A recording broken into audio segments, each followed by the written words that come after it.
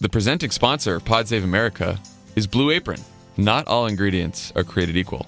Fresh, high-quality ingredients make a real difference, so it's important to know where your food comes from. One of Blue Apron's featured farmers for next week is Tom Shepard. Did you know that Tom is related to Dax Shepard? I did not know that. That's because I made it up. He's growing asparagus, Tommy, for one of next week's recipes. He's having a great time. It's seared steaks in salsa verde with fingerling potatoes, asparagus, and radishes. That does sound really good. I actually want to make that. I want to make that too. Or I want someone to make that for me. Yeah, we'll make it somewhere else. Tom's family has been farming in New Jersey since 1688. That's 14 generations of shepherds. This year, his team will That sounded funny. This year, his team will harvest thousands of pounds of asparagus by hand for Blue Apron menus. Sounds labor intensive. I don't know if I'd want to be picking asparagus by hand. Asparagus, an ingredient that requires some of the most patience because it takes at least 3 years after planting for the crop to be ready to harvest, and the plants are so delicate they must be cut by hand. That is a lot of information. What a snowflake. I want you to know that was not in the Monday copy. No, it was not. It seems like we're getting a new description for asparagus with each passing day. Big asparagus. We're going to follow the journey of the asparagus from beginning to end. Starting itself. Check out this week's menu. Get your first 3 meals free with free shipping by going to blueapron.com/crooked. That's blueapron.com/crooked. The presenting sponsor of Pod Save America is Blue Apron. It is a better way to cook.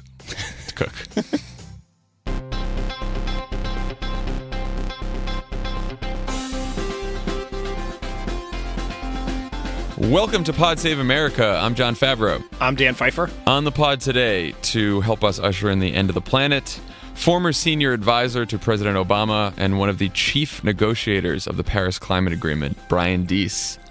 We're also going to be talking to the host of With Friends Like These, Ana Marie Cox. A couple housekeeping things. You should go listen to Pod Save the World this week. Tommy talked to former Deputy Secretary of State Bill Burns about all kinds of things around the world, but also some of the fact that Trump has not staffed his State Department at all and what that means for diplomacy. It's a good episode. Love It or Leave It is going to be live in Washington, D.C. The swamp. Love It goes to the swamp. Love It goes to the swamp. So that should be exciting. I think it's sold out. It sold out very fast. I think obviously he's doing 2 shows. He's doing a show on Monday too that I think is going to air the following Friday. So that'll be good. So that Love It won't be coming to do ads today, but maybe we'll get Tommy here. Also, our friend Ben Wickler at MoveOn.org emailed to say to remind everyone that congressional recess is not over. Some senators and members of Congress are still holding events. Many are hiding from their events, but if you go to resistancenearme.org, it's a great website to tell you all the different kinds of events that are happening within your zip code. 2 of note, Chuck Grassley, senator from Iowa, for all you Iowans out there, 8:45 a.m. tomorrow. He's holding a town hall in Iowa, so you can check that out. I don't expect Chuck Grassley really to be a swing vote on healthcare, but it would be fun to yell at him for sure. Did anyone ever think Chuck Grassley would be a swing vote on healthcare? Oh, wait. Yes, we did in 2009. We did? Yeah, exactly. That's very true. Yeah. That's why that was a mistake. We waited for Chuck Grassley for a little bit because we thought maybe he would have some sense. And guess who's having a town hall this Saturday at 9 a.m., Dan? It's San Juan Hills High School in Capistrano. Darryl Issa. Is he coming down off the roof? That was a reference. I don't know if anyone has seen this yet, but there is a picture of Darryl Issa on the roof of his office building. Now, I dug into this a little bit because I couldn't even believe that it was true. Darryl Issa says he was up there to take pictures of all of his constituents down below that he had just shook hands with. I like to believe that, of course, he was hiding from his constituents, as would we all. But look, we're fair here on Crooked Media. We're very fair to Darryl Issa. So if that was the case... And if we are, I want to talk about it. I don't want to be spreading fake news, right? So that's what it is. But anyway, more importantly, if you are in the region, you should go to the town hall at 9 a.m. Look, we've been wanting to go to some of these ourselves, but we are not constituents of Darryl Issa, and that would be wrong. We don't want to be paid Soros protesters, so we stay away from these events. I don't want to continue the sort of online campaign to get you to run for office, but in a long discussion in my household this weekend over our prospects for taking back the House, Howley did ask me if you would have any interest in moving into Darrell Iss's district. I do not think I'm moving to Orange County. Well, you know what? I said Orange County last time, and someone got annoyed at me. He only represents a piece of Orange County. It's even further south than that. So, yeah, no, I don't think I'm going to move down there. My representative is Adam Schiff. So we are a district crowded with Democrats, and I'm a podcast host. So I'm good for now. Are you sure? Because I've often thought of you as a cast member of the OC. It's really nice down there, I will say, having spent some time in Laguna Beach and Laguna Niguel. It's pretty. Everyone should go visit. Okay, when we come back, we will be talking to Brian Deese about the Paris Agreement. This is Pod Save America. Stick around. There's more great show coming your way. Pod Save America is brought to you by Harry's. Father's Day is just around the corner, and dads are impossible to shop for. Fortunately, our friends over at Harry's have a special offer that you're going to love, and Dad will too. Get $5 off one of their shave sets, including a limited edition Father's Day set at harrys.com. I shaved with the Harry's this morning. Oh, look, it's perfect. Thank you. From here, I cannot see. Looking good. I just got some Harry's in the mail. I was wondering. It must be for this very special. Yeah. Well, it looks like they're upping their grip game. Because they're now talking about how they have a limited edition Father's Day shave set that comes with a storm gray razor handle, straight out of the J. Peterman catalog there with these. I want you to know that in our copy, storm gray is in quotation marks. Why is that in quotes? I don't know. You get a chrome razor stand, foaming shave gel, 3 replacement blades, and a travel cover. Plus, it comes in a sleek, giftable box. I can attest to that, with the option to add custom engraving and a personalized card for free. Perhaps my dad's getting Harry's razors for Father's Day. Like it or not, Mark. It will be a surprise if you don't listen to this episode, Dad. But I know Mark, and he does. If not, because he posts about it on my Facebook page. Go to harrys.com/crooked right now to redeem a special offer for fans of the show. Harry's will give you $5 off one of their shave sets. This is for a limited time only, so act now. That's harrys.com/crooked. $5 off. Help support the show. On the pod with us today, we have former senior advisor to Barack Obama and one of the primary negotiators of the Paris Climate Agreement, friend of the pod, Brian Deese. Brian, how are you? I am good. I'm good. We first met like when both of us were in our early 20s on the Kerry campaign, and I was like a deputy speechwriter, and you were Gene Sperling's protege. Remember that? I was working in an office with no windows, if I remember correctly. You were. And then all those years later, now you were like, now you're negotiating international climate agreements that Donald Trump might kill. So it's just... It all comes full circle. Still Gene Sperling's protege. It's still... Okay, so at 3 p.m. Eastern on this Thursday afternoon, which is probably right around when all of you might be listening to this podcast for the first time, Trump is expected to announce that he's pulling the United States out of the Paris Climate Agreement, which every nation around the world has signed on to, except Nicaragua and Syria. Even Kim Jong-un has decided to be a team player on this one. So we're going to get into the politics of this, but first, we wanted to talk to you, Brian, about the substance of the agreement and what it means and the stakes, especially since you were so intimately involved. So let's start. Just tell us what the Paris Agreement does and why it's so historic. Why does it matter so much? Sure. And the first thing is, I don't want to be fair to Nicaragua.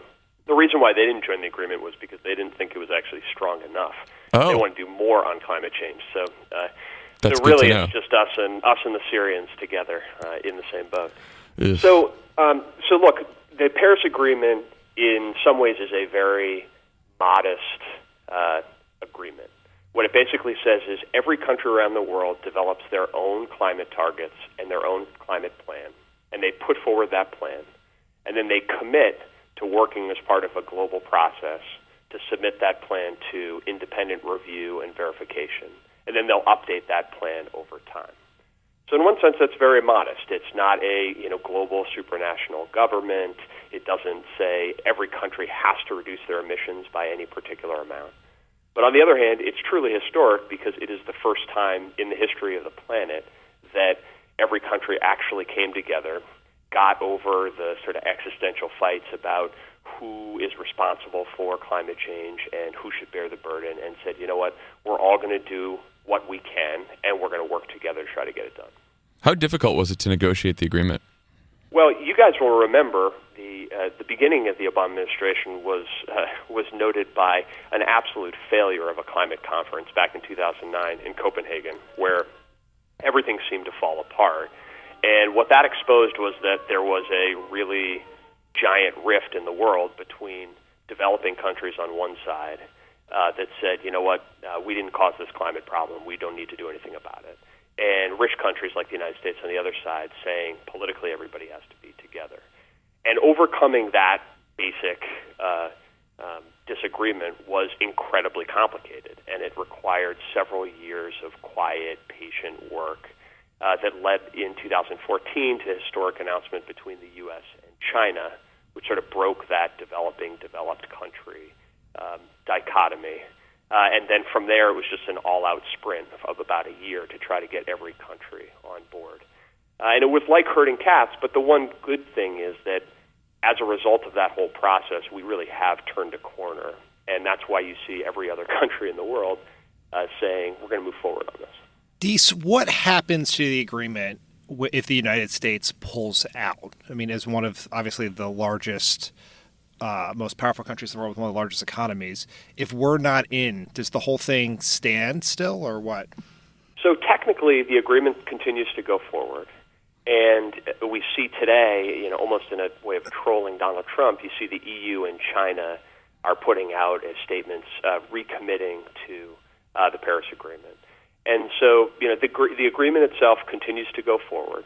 All the parties who are in the agreement will continue to be subject to its requirements. And actually, the agreement has a withdrawal provision that says any country that wants to withdraw can only do so after 3 years. So, in fact, what I anticipate will happen today is President Trump will say that he's intending to pull out of the agreement, but even the United States, that will be a process that will take several years. So this thing's still going forward. The Paris Agreement is going forward, and the real question is, what's going to happen with the U.S. sitting on the sidelines when all these other countries are, writing the rules going forward? Will that create some sort of incentive for China, India, Brazil, the countries who were problematic in the Copenhagen Agreement, to do something different, or have they just decided that the only path forward here is cleaner, more sustainable energy? Well, first of all, I think this is handing a huge gimme to the Chinese, because the one thing that they will do, and they've already signaled they'll do, is they will claim the mantle of China is the global leader on climate change. And this will play right into their narrative that China is the ascendant global superpower and that the United States is a nation in decline. So they will take every opportunity to use climate change to reinforce that basic narrative. I think that economically and politically, those countries are committed to moving forward toward cleaner energy. But I think within the context of the negotiations themselves, what you'll see is those countries looking to try to build out the rules in ways that advantage their countries and disadvantage the United States. And, we dealt with this all the time in the negotiations, where countries would seek to, put seemingly technical provisions in the agreement that would actually handicap the United States or hurt U.S. business interests, and we fought against that tooth and nail. And one of the ironies of the U.S. pulling out is that our team will no longer be at that table, and that'll create more opportunity for those countries to put those kinds of provisions in. So one of the criticisms from the right about the Paris Agreement as it was being negotiated, or right after it was negotiated, is United States shouldn't sign on to this because China and India and these countries, these developing nations that are emitting a lot of fossil fuels, or using a lot of fossil fuels, they're not going to really make progress towards this, that they're going to continue on the path to dirty energy, and we're going to be the only ones that have to change. Now that, we're a year or so away, past the actual agreement, do you see countries like China and India making progress, or, are they making progress towards their goals? The pace of progress over the last 18 months or 2 years in global energy markets has been breathtaking. Dan, you'll remember in early 2015 when we decided that President Obama would go, we actually moved the State of the Union so that President Obama could go to India to see Prime Minister Modi in January of 2015. At that point, the Indians committed to hitting a goal of 100 gigawatts of solar, which, without getting into gigawatts, is a lot of solar. And at the time, everyone said, that's crazy, it's a fantasy, it's a pipe dream. We're now a little over 2 years into that process. India has 15 gigawatts of solar installed or in the pipeline, and the Indian solar market is just totally taking off. And in practice, solar is actually cheaper than building new coal-fired power plants. So you're seeing the Indian government announce that they're putting aside the plans that they had to build new coal plants. So this is happening in practice. The pace of change is happening really quickly. And what that means is that it turns the traditional conservative argument on its head. Actually, India and China, these other countries, are looking for opportunities to gain advantage in cleaner energy sectors because they see that as an economic opportunity for them. So, to what extent can cities and states pick up the slack on their own? I know many of them already are, if Trump withdraws from the agreement. Well, look, this is a place where I'm pretty optimistic. You start from the premise, you take just take California and New York. Together they represent the fourth largest economy in the world. Mm-hmm. And they're both being led by governors and administrations that have said they're not only going to keep their climate targets, but they're going to increase them. That's happening across the country in states that have Republican governors as well as Democratic governors. And the truth is, a lot of the actual policy associated with energy sector regulation happens at the state level. So that's meaningful. And so when you combine that with the fact that virtually every company in the United States, including, in the fossil fuel industry, Exxon, for Christ's sake, is making, at least talking the talk about moving toward cleaner energy, then you can see a scenario over the next couple of years where the U.S. continues to make progress and we continue to see our carbon emissions coming down. I think the bigger challenge is when we get into the 2020s, you really do need federal regulation to try to drive that, continue to drive that curve downward. Let's talk a little bit about the federal regulation, because even before today, Trump and his EPA administrator, Scott Pruitt, have taken a number of steps to try to undo a lot of the Obama-era regulations around energy and climate. What actions have they taken that worry you the most since Trump took office? Well, a lot of the things they've done have been, a lot of hot rhetoric, and then you unpack them, and there just isn't a lot of there. So even, take the Clean Power Plan, and that, you guys remember that, ham-handed press conference at the EPA with the coal miners. Oh, yeah. The administration still hasn't actually said what they intend to do with the Clean Power Plan, and they are really boxed in legally in terms of the options that they have. And utility executives are continuing to retire coal plants and invest in cleaner sources of energy because they have the long view and they're thinking past this administration. The thing that worries me the most about what this administration has done and is doing, frankly, is the dismantling of the capacity of our agencies, particularly the EPA, to enforce local clean air and clean water regulations. Because a lot of what the EPA does is not about climate change, it's about protecting the air and the water that our kids breathe and drink. And we've seen, the EPA doesn't always get that right. Think about Flint. But the idea that the right answer to that is to just, decimate the agency and get rid of all of that capacity at the local level, I think that exposes communities across the country to a lot of tangible here and now risk that people are going to get hurt as a result.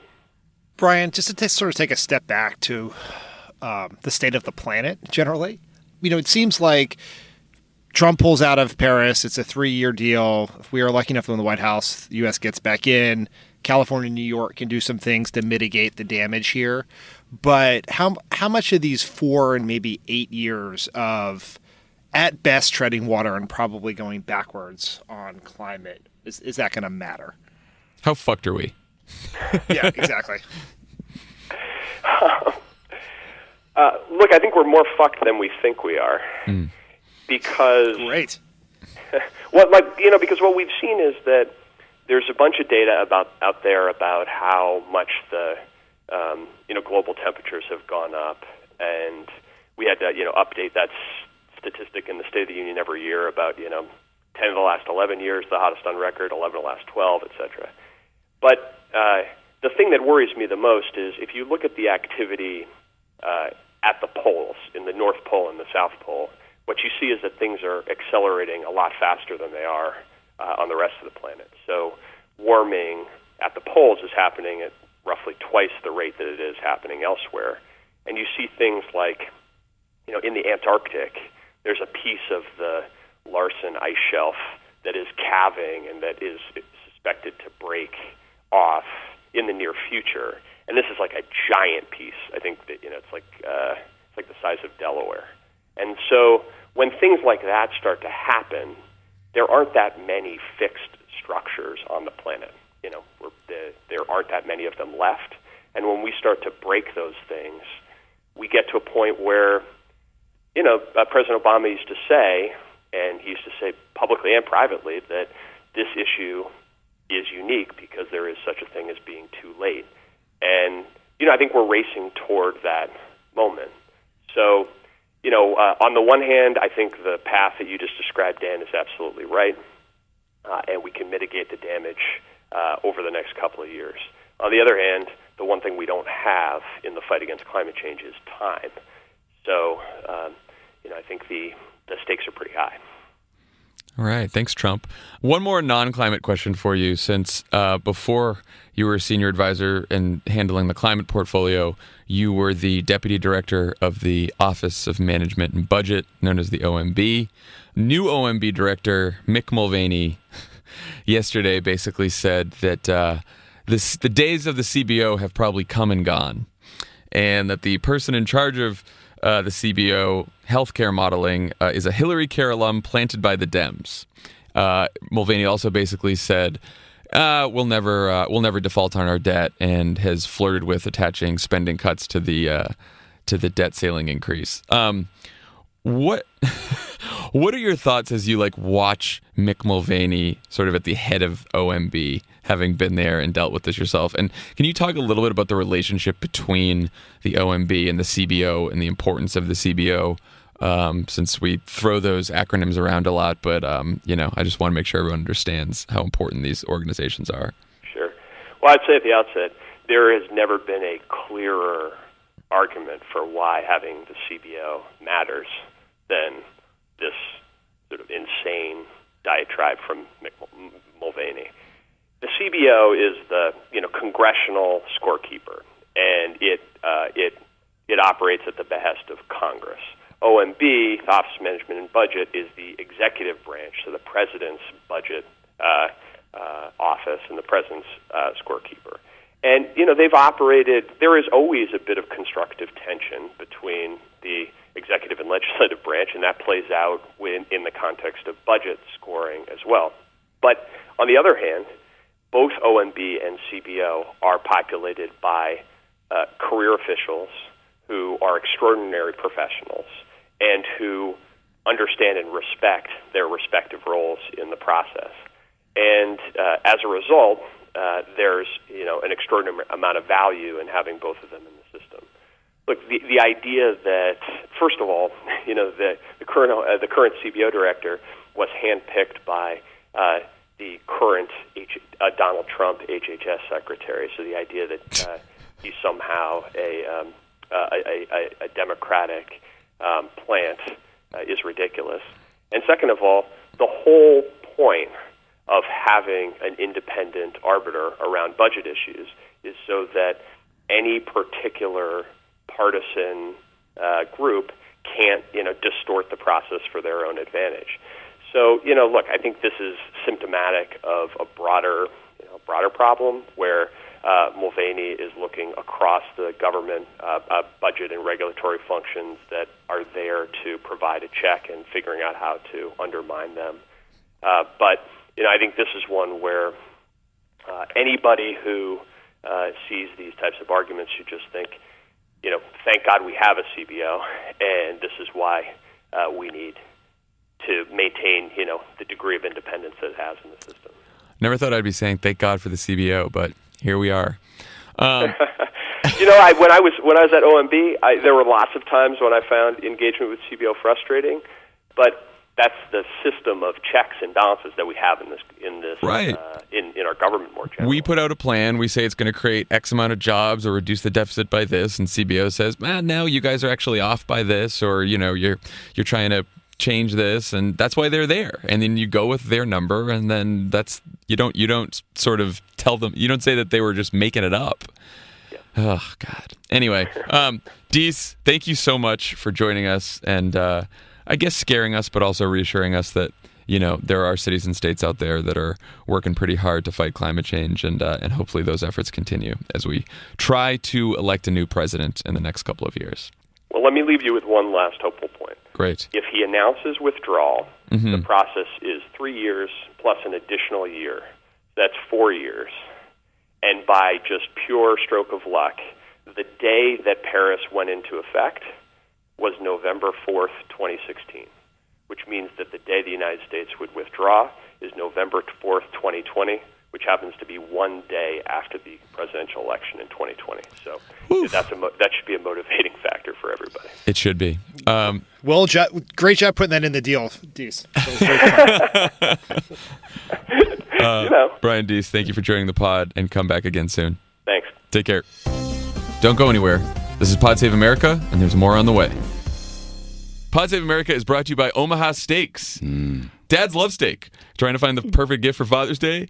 Does your dad love to grill? Mine does, but hates the hassle and poor quality at the grocery store. I gave my dad Omaha Steaks for Father's Day once, like 5 or 6 years ago. He loved it. And loved them? Yeah, it's delicious. We cooked them a couple of weeks ago. We had like a ton of Omaha Steaks at our house. I brought them all to my parents, and we had a great cookout. It was delicious. Awesome. So for only $49.99, you can get Pod Save America's limited time Father's Day package when you go to omahasteaks.com and enter PSA in the search bar to apply the savings. New code, everyone. PSA for Omaha Steaks. I like that. It's so much easier. Omaha Steaks offers everything Dad could want for his grilling needs: the highest quality cuts, one-of-a-kind flavor, and hand-trimmed, vacuum-sealed, and online support with recipes, wine pairings, and so much more. Also, it comes in a container filled with dry ice, which was very exciting to John Lovett. Yeah. When I got my Omaha Steaks and I was driving off to Thousand Oaks to see my parents, Lovett had the box, ran out into the middle of the street, dumped all the dry ice onto the street, and started dancing around it. What a fucking lunatic. He was so happy that he had dry ice to play with. He's a 5-year-old boy. Yeah, well, so are we. I used that cooler for my party that I mentioned in the previous Summer's Ed. So. Right now, Omaha Steaks is giving a limited time offer to our listeners for Father's Day. You'll get 80% off Omaha Steaks. I'm going to list all the items because it asked me to. Yeah. Okay. 2 tender mild filet mignons, 2 bold beefy top sirloins, 4 crispy chicken fried steaks, 4 juicy boneless pork chops, 4 all beef Omaha steak burgers, 4 award-winning gourmet jumbo franks, 12 ounces of all beef meatballs, 1 pound of steak fries, 4 made from scratch caramel apple tartlets, 1 Omaha steak seasoning packet, plus 4 additional burgers for free. Exhausting. Don't ask me to do that again. Again, this limited time package for only $49.99. Go to omahasteaks.com, type PSA in the search bar. Offer ends soon. Act now. As always, Pod Save America is brought to you by our friends at Square Cash. Get the Cash app. The best way to pay exorbitant bills that your friends send you on Monday because you had fun over the weekend. Every weekend. Are you a Democrat who has leveraged your credibility by providing legal or PR services to the Kushners and or Trumps? Perhaps they could pay you in Square Cash. Perhaps they could pay you in Square Cash because all other accounts have been frozen. They're sanctioned individuals. Yeah, you know what? I had a good Josh Porter, our good friend, asked me to pay him via some other Cash app over the weekend. And you know what? I just said no. And then I saw that the request had been canceled. Nice. Nope. And I paid via the Cash app. Nice. Well done. So that's what's happening here. Everyone move over to the Cash app, download it today, link it to your debit or credit, and you'll get cash instantly, and you can start sending and receiving right away. All right. So Deese gave us a readout of all the substance here. Let's talk about some of the politics of this agreement. So first of all, the latest. We don't know. It seems like all signs are pointing towards that he's going to withdraw from the agreement. There was the usual round of, Ivanka's putting so much pressure on him, and then maybe he'll change his mind like he did on NAFTA. Feels unlikely, but probably useless speculating about this now since it's already happening. Someone brought up Dan, yesterday that there is the possibility he could just send it to the Senate. Since if you send it to the Senate to have them ratify it as an actual treaty, you'd need 2/3 of the Senate, which would, of course, kill it because there's a bunch of Republicans in the Senate that actually agree with Trump. So that seems unlikely, right? Right. I mean, I'd say a couple things. One, let's say hypothetically we recorded this podcast and then Trump surprises the world and announces he's staying in Paris. Mm-hmm. That's a high-class problem, people. Delete the podcast and celebrate the planet if that's what happens. Good. I like that. Good admonition. Second is, I don't think he will send it to the Senate because that – I don't know what he would get from that. He wants the credit, the quote-unquote credit for destroying the planet. He doesn't want to share that credit for destroying the planet with Mitch McConnell. So I don't see why he would not just stand there in the Rose Garden with a shit-eating grin on his face and argue that he is proudly standing up for the coal workers in West Virginia or Kentucky or wherever else. Yeah, let's talk about why we even got to this point, right? Like why Trump had contemplated pulling out of this agreement, right? This is like just some of the reaction yesterday from around the world and from here in the United States. I mean, you've got people from like Al Gore to Pope Francis to most of corporate America, including ExxonMobil and the former CEO of ExxonMobil, who's now Trump's Secretary of State, all telling him to stay in the fucking agreement. There's this quote I saw yesterday. It's a colossal mistake, an abdication of American leadership. I can't think of anything more destructive to our credibility than this. That was Nicholas Burns, the Undersecretary of State for George W. Bush. Mitt Romney started tweeting about why we should stay in the Paris Agreement. Elon Musk finally threatened to quit the economic advisory council that he was part of, along with a bunch of other CEOs, if Trump withdraws from the agreement. So it was good to see that. Although I should note there's a bunch of other CEOs on that council that should follow Musk out the door, including Pepsi CEO Indra Nooyi, Walmart CEO Doug McMillon, Bank of America's Jamie Dimon, General Motors' Mary Barra. So everyone should put pressure on all of those people if Trump withdraws, and they are still sitting on that fucking sham of an economic advisory council that Trump has put together. And they've done polling on this too, and something like 31% of the American people support withdrawal, and according to a recent Washington Post poll from January, from this agreement, 31%, and that shows Republicans are split on the issue, and Democrats and Independents overwhelmingly want Trump to or want the United States to stay within the agreement. So, what are your thoughts on why the hell he's doing this? This was pointed out by Jonathan Chait. It's the best piece on this. Which I think it's worth people. Everyone should read his piece. John tweeted it out earlier, but John Favreau tweeted out John Chait's piece earlier to make that clear. But the Republican Party is a collection of conflicting interests, corporate interests, white working class interests that don't like the corporate interests, libertarians, evangelical Christians who disagree with the libertarians and vice versa. The only thing that unites them is opposition to what Obama did. And so it doesn't matter. This could be the Paris Accords to promote high-speed rail across Western Europe. It doesn't matter. It is the fact that it is a deal that Obama struck. And therefore, the only thing that Trump can do that will unite his fractious, fucked up party is to do the things that undo the things Obama did. It's the only thing they're capable of, the only thing they can find agreement on. And so that's what this is about. It's not even really about the planet. It's not about whether Trump actually believes that climate change is a Chinese hoax, or whether it's about helping coal miners in West Virginia. It doesn't matter. It's just that it is something that Obama did that he is going to undo. He can pat himself on the chest. He'll feel good about himself for 2 minutes.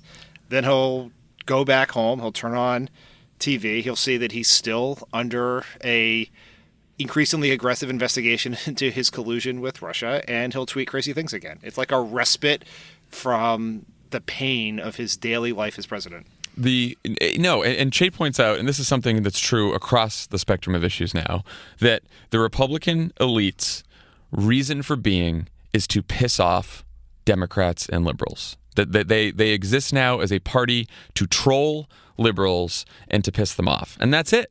And I mean, it's just like they don't. And when I'm talking about Republican elites, I'm talking about the idiots on TV, the entertainment wing of the party that's on Fox, Republican politicians.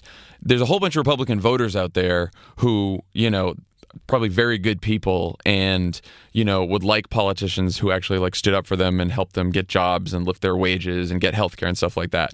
But the people who are running this party, which are the people who are on TV as commentators and Donald Trump and the Republicans in Congress, they don't talk anymore about small government, constitutional liberties, strong defense, blah, blah, blah. All they talk about is trying to piss off liberals and make them outraged. And that's a win for them. Matt Fuller from Huffington Post tweeted yesterday, he was like, they are basically a biker gang obsessed with winning. And that's about it. Which I thought it doesn't matter. There are no principles. There is no policy underpinning. There is nothing else. They are about the accumulation of power and the annoyance of other Americans. Well, and the climate issue is a perfect example of this, right? It's because this is an issue now where you have the people who want to stay in the agreement, right, are business interests, right? Like even energy companies, even oil companies want to stay in, right? And you've got Mitt Romney and you've got faith leaders. You got all these people who traditionally have been part of the Republican coalition, and all of them want to stay in this agreement. So there is no one can mount a substantive argument as to why we should withdraw from this agreement. And Chait goes into this in the piece, and we talked to Deese about this too, that during the negotiations, people were saying, well, India and China are still going to pollute, so why are we agreeing to this? And now India and China are on track to meet their targets, right? So there's no good reason to pull out of this agreement except that it was an Obama agreement and it's going to piss off Democrats to pull out of it. That's it. No other substantive argument we've heard. Yeah, this is not a substantive argument because Republicans, not to a person, but of major leaders in the Republican Party and members of Congress, they claim that they raise doubt about the science of climate change. Right. And we should divide those people into two categories. There are the people, probably like Donald Trump, who are too dumb to know why that opinion is so dumb. And then there's the rest of them, like Marco Rubio, Jeb Bush, the Mitch McConnell, everyone else, who were too dishonest or too weak to say what they truly. They know that they read actual newspapers beyond Fox News. They know that 97% of scientists agree that climate change is happening and it's man-made, but they are afraid to say anything about it. And climate change is the one issue that I really worry about, that our political system may be too broke. It's a lot this is not some minor, there are all kinds of policy issues in Washington. And people agree that there's a problem. The economy's not doing well. Republicans think we should give tax cuts to the wealthy. Democrats think government should spend more money. I'm simplifying these positions, and then we'll debate that, right? Or healthcare costs too much, and we'll debate that. But this is one where Republicans refuse to acknowledge the problems actually happening, and it's not a minor problem. It's not a temporary problem. It's literally the fate of the fucking planet. And look, and it's also we'll probably hear from Trump today that this is about protecting American jobs and coal miners and stuff like that. And that's a fucking lie too. And it's actually a huge disservice to the coal miners in Kentucky and West Virginia and places like that, because he's lying to them, because those jobs aren't coming back. And if he really cared about them, he would provide health care for these people and provide training for these people and provide basic, benefits to their families and try to figure out how to revitalize local communities and not pretend that fucking we're going to be, a coal-fueled power for like the rest of our time, right? And he also is lying the fact that like the reason that these jobs are disappearing is because natural gas is cheap and not because we're trying to invest in solar power and wind energy and everything else like that. So on one hand, he's making up this fiction that we're doing this to like save coal jobs when he's not going to save a single fucking coal job by pulling out of the Paris Agreement. It's a lie. It's a story they've invented to continue a political battle that they just love fighting. That's why they exist. When the polar ice caps melt and the seas rise and they flood, I hope if someone sees in their lifeboat is paddling by and they see Mitch McConnell, don't stop to pick him up. Leave him there. He can fucking drown in his own bullshit. Well, it's important too that I don't want Trump to just get all of the criticism from today too. I mean, last week 22 Republican senators sent Trump a letter to urge him to pull out of this agreement. Once again, this is not just we are not just living through a Trump emergency. We are living through an emergency that has been created by the Republican Party in Washington, the Republican Party as it exists right now. That Republican Party, every single member of Congress that sent that letter to Trump, and every single member of Congress who voted for this piece of shit healthcare bill needs to be defeated. And we are not going to getting Trump out of office is not going to fix the problems we have. All of those people need to be out of office. We need to have a new Republican Party that's based on like the few people, the few Republican thinkers, commentators, politicians like Ben Sass, people like that, who we definitely disagree with, but don't play these games. It's just that we're not going to fix everything until that happens. Yeah, let's do one caveat for fairness, since Sure. you wanted to be so fair to Daryl Issa either, is that our party has not been perfect on this. No. Oh my God, no. And when we were in the White House in 2009, the House, led by Nancy Pelosi, passed a cap and trade bill, which would deal with climate change and would have made this the law of the land and not something that Donald Trump could undo with a pen in his stubby little fingers. A cap and trade bill, which we should note, is a fairly market-oriented solution to this problem, right? It had been like... Do you know who let's not forget it was the McCain-Kennedy-Lieberman bill. There you go. McCain decided to sell his soul to try to win the Republican nomination in 2008. Right. So this cap and trade used to be a fairly moderate Republican position. Now it's seen as some like left-wing bill, but go ahead. Right. Democratic House passed it. Democratic Senate, where we had somewhere between 60 and 59 Democratic senators, depending on the month, was unable to pass it because there are regional problems here where if you like senators like Joe Manchin from West Virginia have opposed Democratic efforts on climate because of the coal jobs in that state. And so because of that division in our party 8 years ago, we missed an opportunity. I think the Democratic Party, with a handful of small exceptions, has reached a point of near unanimity on the urgency of the issue and the set of solutions that should be discussed as part of that. Yeah, and look, a lot of those Democratic Congress people who took that vote for the cap and trade bill that just died in the Senate, because of some Democrats who didn't want it. A lot of those Democrats in the House, they lost their jobs in 2010 because of that vote, and because of the ACA vote. And so that was a courageous stance that some Democrats in the House took, but a not so courageous stance by a lot of Democrats in the Senate.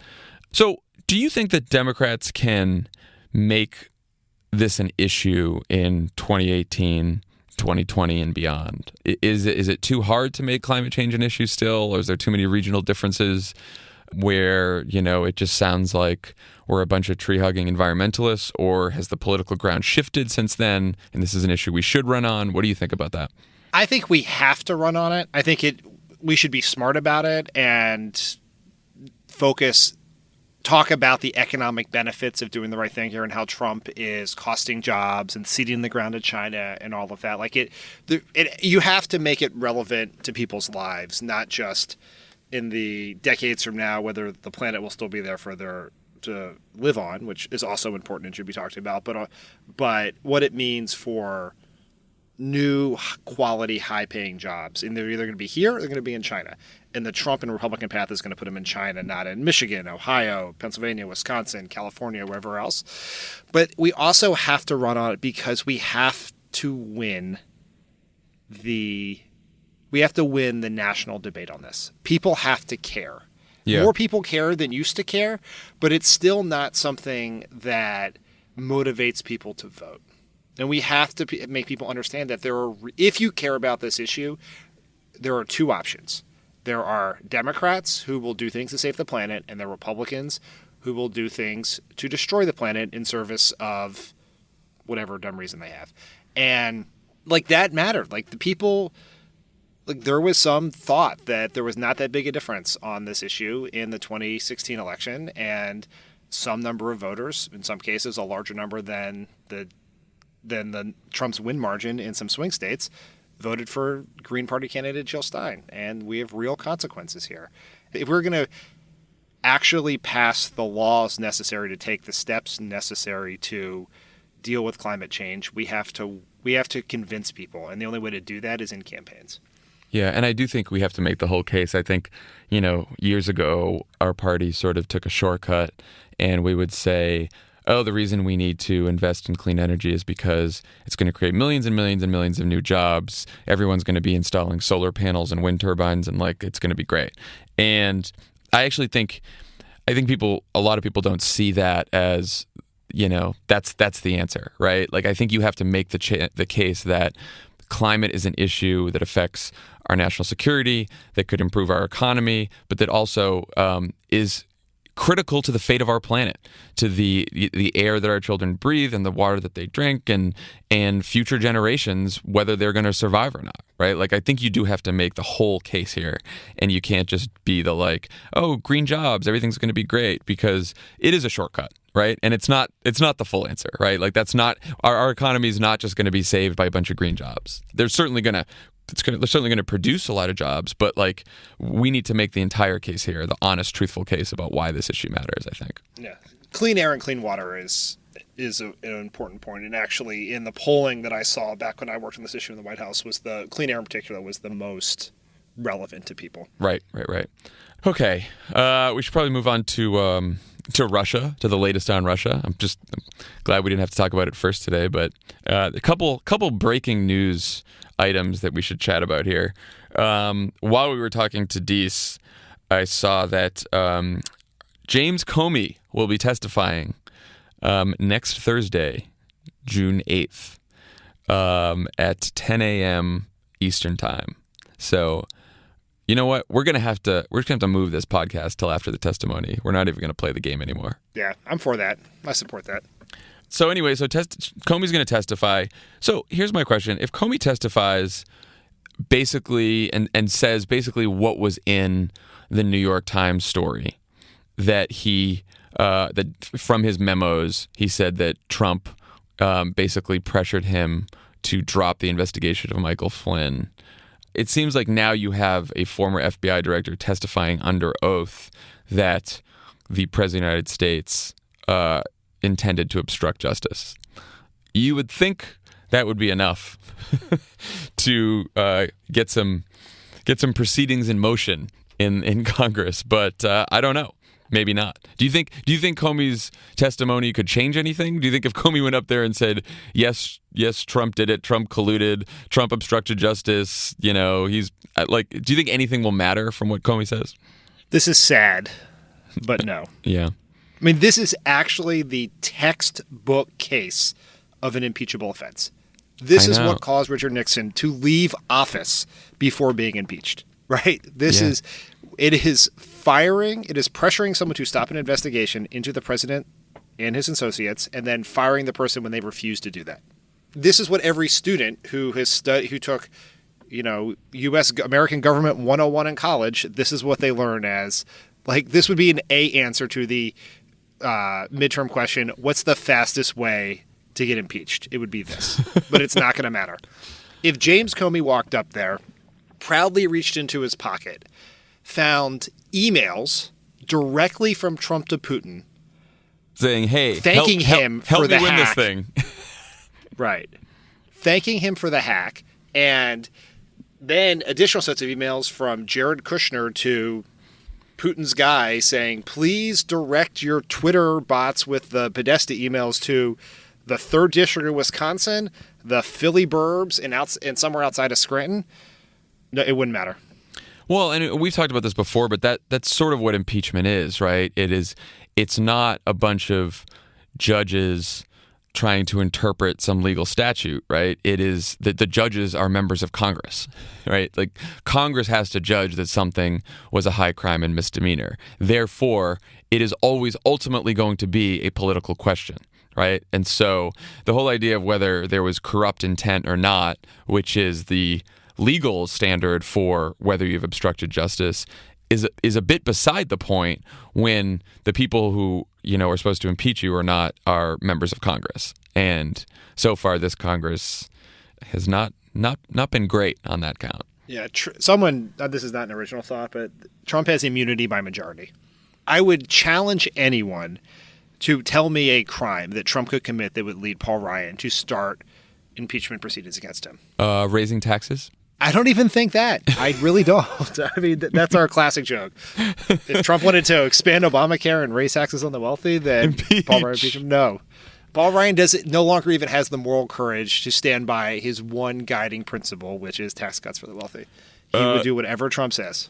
A couple other things are moving on this front, too. The subpoenas are getting issued left and right here. Congress wants to talk to Michael Cohen, Trump's lawyer, who we all remember from the Says Who moment on CNN when Breonna Keeler was interviewing him and he just said Says Who 50,000 times.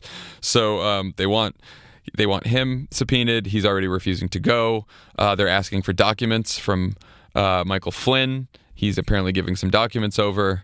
And on more breaking news from NBC while we were recording this, from NBC News, the FBI and Congress are examining a campaign event last spring during which Donald Trump, Jeff Sessions, and Jared Kushner were in a small gathering with Russian ambassador to the U.S., Sergei Kislyak, and other diplomats at the Mayflower Hotel. So we have heard about this meeting before.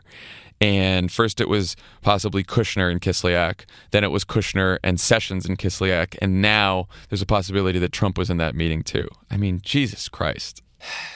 Yeah. Every and the sources are 5 current and else. former U.S. officials. So this is not just Obama deep state. This is 5 current and former U.S. officials, so they're aware of the classified intelligence. And then you add in the fact. Let's just go through a couple other things that have happened. One, there was a report last night that, first after the hacking happened, the U.S. under the Obama administration basically kicked Russians out of 2 compounds that are believed to be used for intel activities here in the United States. And now the Trump administration, under the leadership of Rex Tillerson, once winner of the Friend of Russia award from Vladimir Putin. FOP, Friend of Putin. FOP is discussing returning those to Russia. And it was originally supposed to be part of a trade for the U.S. to be able to construct a new consulate in St. Petersburg, but then they just dropped the demand, so now it's just a gift. Unbelievable. Which is insane. Even put the substance aside. I don't even understand how someone would be like, let's just kick this decision down the road until maybe we're not in the heat of the Russia investigation. Even if you thought it was the right thing to do, no group of people have ever acted more guilty than these people. But again, if the entirety of your motive is to piss off liberals and troll them and make people outraged, you do something like this, right? This is some of the stuff they do. I think they know it's politically stupid. I know they know it will be seen as awful, but all they want is to rile up their base and to piss off the other side.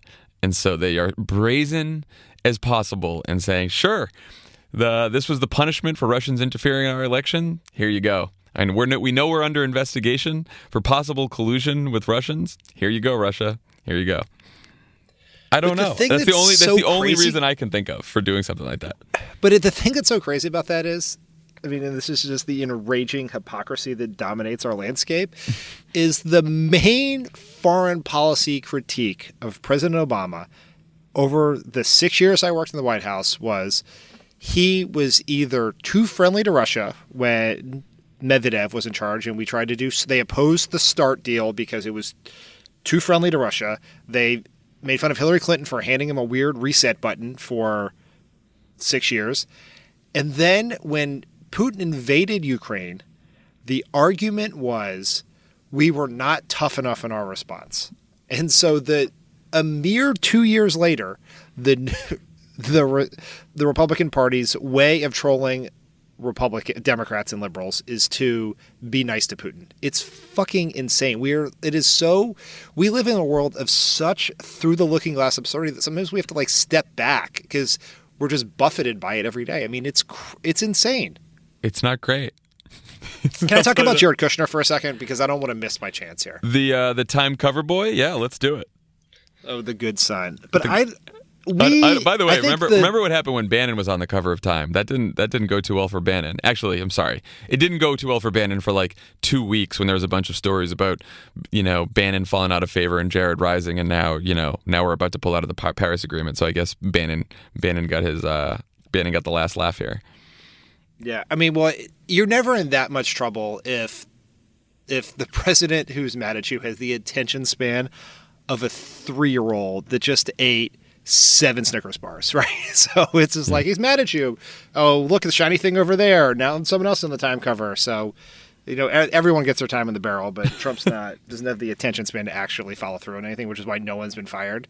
But on the Kushner thing, I think that the political conversation around Kushner understates the legal jeopardy that he is in. Yeah. Because we have devolved into this, and the Trump people actually did a pretty good job of this, devolved into a debate about the merits of back channels. Right. And that is not the point here. No. That is not, one, it's not a back channel. I think Lovett did a very good job explaining this on Monday. It's not actually a back channel. It is actually just basically turning Jared Kushner into a mole for Vladimir Putin. Yeah, it's letting him taking extreme steps to hide that from the U.S. intel community. Yeah, it's letting him hide out in a Russian diplomatic facility and make some phone calls that the U.S. intel agencies won't be able to track. That's what it is. Right, but then, so he filled out his SF-86, which is the form you fill out to be granted. It's basically your security clearance to work in the government, and you and I both filled these out on multiple occasions, and I can't tell you how seriously they tell you to not lie. Like, dude, it is one of the scarier things you do. I was even going to tweet about, you were tweeting about this with someone about the SF-86, and I was going to tweet about it. I was almost too afraid to talk. It's so afraid to talk about the SF-86, right? Like, it is such a scary document. And then someone sits you down, someone with like very high level security clearance, and they talk you through the form, right? And they also basically say like, you will sign this under penalty of perjury, and it is a federal crime, and you could go to jail for life. And you're looking through this document, and you're like, I think I've been truthful on everything, and I've tried to be as truthful as can, but like, could anything I say be misconstrued? And you like triple check it, and you're scared. And they interview like everyone you've ever known in your life, and then they find people that you haven't asked them to talk to try to trip you up. I mean, it is a crazy process. Crazy process. Right. So Jared Kushner went through that entire process like everyone else, and then intentionally left off meetings with the Russian ambassador where he discussed becoming a mole for the Russian government, and a meeting with a sanctioned Russian banker that they snuck in the back door of Trump Tower so no one would see the meeting. These are not things you forget. Yeah. Whoops. Signed the form and submitted it. And then there was just randomly in the middle of the craziness of the first few weeks of the Trump administration, there was I think it was a New York Times story that said that Kushner accidentally left off some meetings with Russians on his form. And Jamie Gorelick, his very well-respected Democratic attorney, said it was accidentally submitted before it was complete. That was a lie. I am going to presume, for the sake of Jamie Gorelick's very sterling reputation in Washington, that Jared Kushner lied to her. Yeah, probably. Right? And everyone in Washington thought, oh, Jared Kushner seems like such a nice guy. I went to that cocktail party with him and Ivanka once. He really likes the Paris Agreement and doesn't seem to be as racist as all the other people he works with. I'm sure it was an accident. But no, he intentionally lied under penalty of perjury. Also, signed that document. These are not meetings that happened like 5 years prior, 10 years prior. Like he was probably the week he was filling it out. That's what I'm saying. He was filling it out right after the fucking meeting at the Mayflower. Yeah, it is. I mean, it is. In anyone, I have known people in the government who have lied on that form about youthful indiscretions. Yeah. Maybe a little weed, maybe something heavier than weed, and as soon as it was discovered that they lied, walked out of the White House, walked out of the federal government, or wherever else on that very day. And those people are not people who have access to, who get the president's daily briefing every day, right? His access to we have given access to the most sensitive intelligence this country has access to someone who, admittedly, it is a fact, lied on their SF-86, and has not denied. No one has denied that he tried to, as a private citizen, develop. I don't know what the right noun is for back channel, but to be willing to engage in a secret relationship with the Russian government weeks after they hacked our election. When do you think? Seems serious. Do you think we will see pardons from Donald Trump on any of these figures? For any of these figures, Kushner, Flynn. Yes. Yeah, that'll be when we know that shit's really hit the fan. Yeah, I mean, because you would say that's impossible. We couldn't possibly do that. But firing Jim Comey is the most insane thing a president has ever done since Richard Nixon. So, sure. Good times. Okay, when we come back, we're going to talk to Ana Marie about all of this stuff. See what she has to say. We'll be right back. This is Pod Save America. Stick around. There's more great show coming your way. Pod Save America is brought to you by Sonos. Sonos. Love Sonos. The best. I had a party in my house. When was that? Last weekend? Last Friday. And I don't have a Play Base, which is what they want us to talk about in this ad. But I have a Play 5, which are the bigger speakers in my kitchen. And people were sitting outside. So I unplugged it, walked it outside, plugged it in outside. 30 seconds later, we're listening to music outside. It's the easiest thing I've ever done. Hey, Sonos. Maybe send Tommy a Play Base. No. We want stuff for our office. Oh, that's right. Stuff for our office. Yeah, that's right. We need to outfit our office. Right now, our Sonos. office has 5 desks, like 4 chairs, and some LaCroix. It's very embarrassing when meetings happen in our office now because the people come in. We also get out of our chairs. We give them the chairs. Elisa goes and gets them coffee down the street because we don't have a coffee maker yet. We're getting there. Yeah, well, it's a startup vibe. But anyway, what we really could use is some Sonos. I like them because it is the easiest speaker to set up ever. You turn them on and you set it up in like 5 seconds. And the sound is incredible. Like my Play Bar, which is the predecessor to the Play Base, is still incredible. I use it to watch TV, but then last night I was trying to play a song on my guitar and Hannah had never heard it before. So I was like, you kidding me? You've never heard this Allman Brothers song? I'm so much older than you. So I played it on the big Sonos and it sounded unbelievable. I was at an event last night and Bradley Whitford, who played Josh Lyman on The West Wing, friend of the pod, came up to me and said, I love Pod Save America, and I want you to know all my speakers are Sonos now. That was the first thing he said. I can't believe we live in a world where Bradley Whitford listens to something we do. He's like, I'm a big fan of the pod. I was like, no. We're big fans of you. Before I got the Obama job on the Senate campaign, I sat on my buddy's couch for 2 months and watched The West Wing every day, so depressed about what my life had become, and he was the coolest guy in the world. And it was cool to do that back then because I watched West Wing in college when it was new. Anyway. Get some Sonos. Get buy Sonos. And also, there's no code here. Just tell them that Pod Save America sent you. Tell them John sent you. Sonos, a better way to listen. Good morning. I was going to ask you how you feel, but we're both pissed today, so we should just all be pissed together. Oh, well, about what, though? Because, there's just a variety of things. I was going to ask you that. Take your pick. What do you want to talk about? We have covered, of course, Paris, and I would love your thoughts on that. We then talked about the latest with Russia, and then Dan went on a great rant about Jared Kushner. We haven't talked about Kufefe yet. Oh, shit. Fuck Kufefe, man. The only reason to talk about it is that it stands for, it is a symbol of everything that is wrong with the world, right? That's what Kufefe should now mean. It should now mean everything is fucked. Hashtag Kufefe means that everything is fucked. Because that is what it means for us as a country. It's so funny because I was up because it's, West Coast when it happened. And I thought it was sort of funny. Yeah. And I think I made a joke or two about it. And then, everyone was going crazy and all of Twitter was Kufefe forever. And I was like, all right, fine. And then I went to bed and I woke up the next day, yesterday, and I was really busy, so I didn't really pay attention. And then I get home last night and I'm looking at Twitter and I'm like, are people really still fucking talking about this? Is this happening? And I joked right after it happened, like 5 minutes after it happened. Oh, is everyone getting their think pieces ready? And sure enough, yesterday someone sent me a link. Chris Cillizza.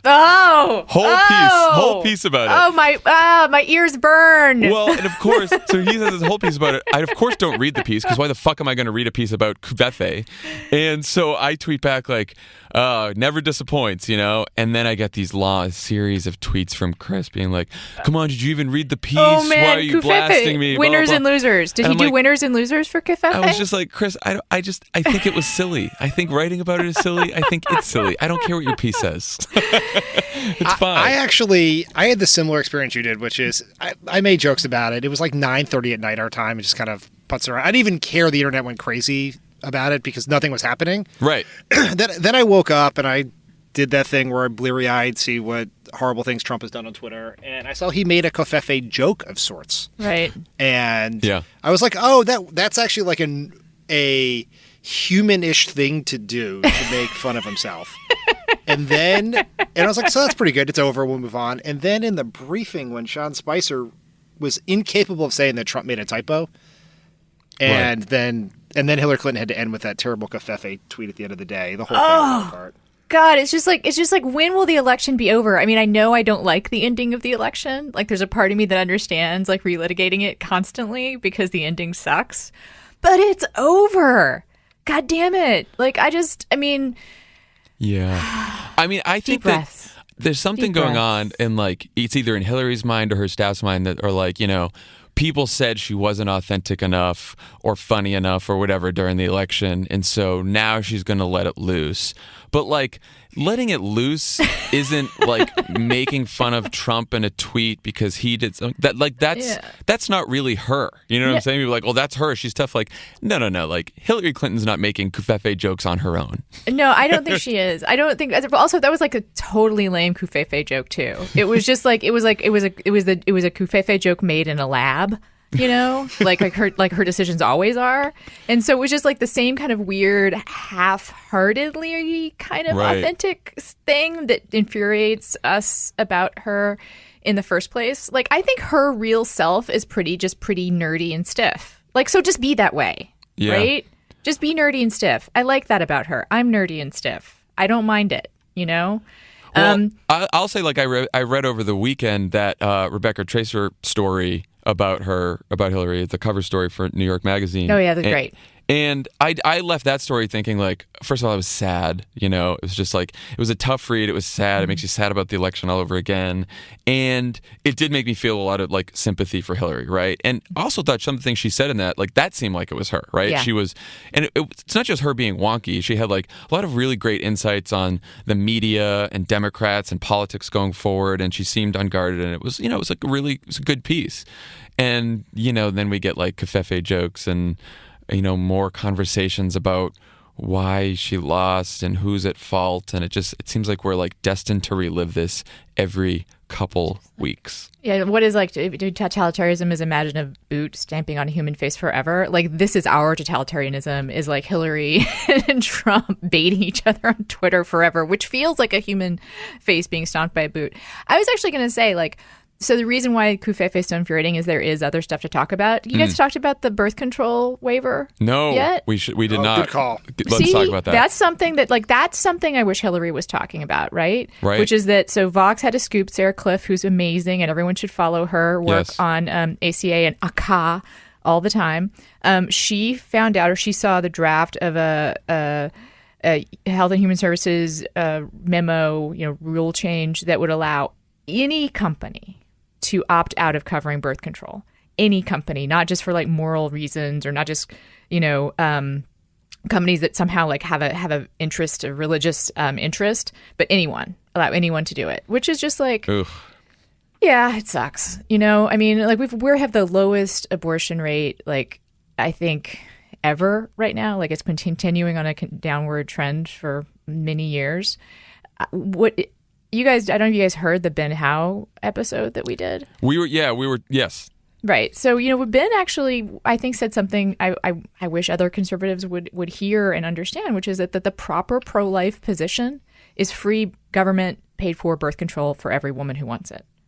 Like, if you really are against abortion, if you want to reduce the number of abortions in this country, you should make sure every woman who wants birth control gets it, because that would do it, right? Yeah. Again, it's another it's also like another move that it's a move that would it's making such a small constituency happy, right? Like, who is out there saying, like, it's not like, I bet if you polled Republicans, you'd still have a majority of Republicans who thought that, companies should provide free birth control. It's not even like, also, evangelicals don't necessarily believe that birth control is, an abortificant, right?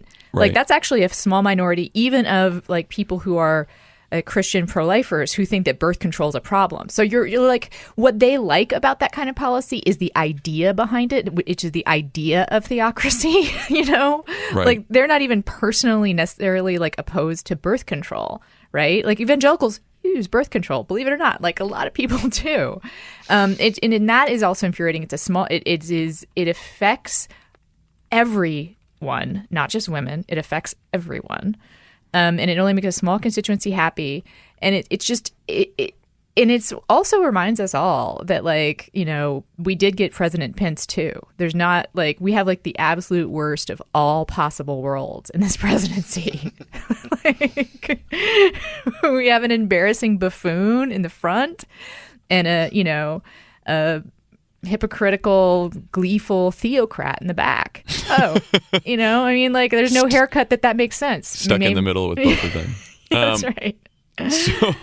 So who's on the pod this week? Oh, we actually one. Well, okay, how many guests? I guess technically two. W. Kamau Bell, host of United Shades of America, is the guest. Oh, nice. Yeah, he's awesome. He's someone I've talked to several times. Got a really great way of talking about race in America and also difference. His show is kind of a sister show to mine in that it's about creating uncomfortable conversations and talking about difference. And we did something that I do every once in a while, which is that we had someone call in and talk about a problem regarding relationships and politics in their life. And actually, incredibly, for me, heartbreaking story from this woman whose parents, I mean, spoiler alert, her parents are have some issues about race that are causing problems in her relationship with them and relationship with her husband. And Kamau, who's also in a biracial marriage himself, was just really helpful and thoughtful about it, and spoke to the sort of the issue of them having kids and how do you deal with grandparents that may not be reflective of the values that you want your children to grow up with. Like, how do you negotiate that? And, I think that I talk about the fact that my in-laws are conservative, but I know a lot of people deal with the issue of having people in their family and people they love disagree with them. But this woman's story is like a sort of an order of magnitude more intense, because it's just really apparent like where the problem is. So I hope we helped her out with that. And I know there are other people out there dealing with the same kinds of things because I get so much email about it. That sounds great. And everyone should listen. Great. So that'll be dropping tomorrow, right? On Friday?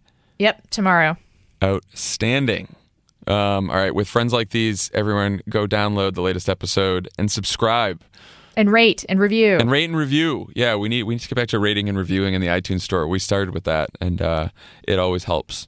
Hey, when are we going to get more merch? I'm going to have you put you on the spot right now. We are We are figuring that out right now. We are looking at various options. So it will happen soon because we want more merch. Yeah. We want merch for all the shows. Well, yes. We're dreaming of T-shirts with the Pod Save the World logo and the Love It or Leave It logo and you and DeRay. We're gonna get all kinds of great shirts. Yeah. It's gonna be Comfort great. is a tool of oppression. That's the one that I think people want from my show. Do you think Tommy will ever wear a shirt without a Crooked Media logo on it ever again? I can hear you, Dan. I'm in the goddamn studio to do ads. I knew you're either going to hear it now or you're going to hear it when the podcast posts. Unlike So Lovett, I wasn't I'm worried about. I quiet wasn't trying to as get a a church secret in. Yeah, that's right. That's right. It's so great. Usually we get a surprise at the end of this conversation with Lovett, but Lovett is in the air today, flying to DC for his big show. So we have Tommy to do some ads. / friend's wedding. Yeah, right. Bart, by the Tommy, way- I'm loving your show lately. Thank I you. think you're doing a great job. It's so been really helpful for getting through this incredibly complicated time right now. My strategy is book really smart people and then speak as few words as humanly possible. Yeah, I think that you're onto something. Thank you. It's very nice of you to say. I should let you Right guys back know at too. you. By the way, there's a March for Truth happening in Washington D.C. this Saturday. It's about getting to the bottom of the Russia investigation. Like tons of people, MoveOn.org, a bunch of other groups are there, and there's going to be a bunch of speakers. And John Lovett's going to be one of the speakers at the rally. Oh, that's adorable. Were we supposed to laugh at that? Anna, that was the right. Anna had the right reaction, which is that's adorable. And the rest of us assholes just started laughing. So, Hey guys, people yeah. take Lovett seriously now. Just try to sit with that for a bit. Seriously, okay? not literally. That's the way he would want it. That's right. All right, guys. We're gonna go do some ads, but it was great to talk to y'all, and All right. and have a great weekend. All right, talk to you next week. All right, everyone. Take care.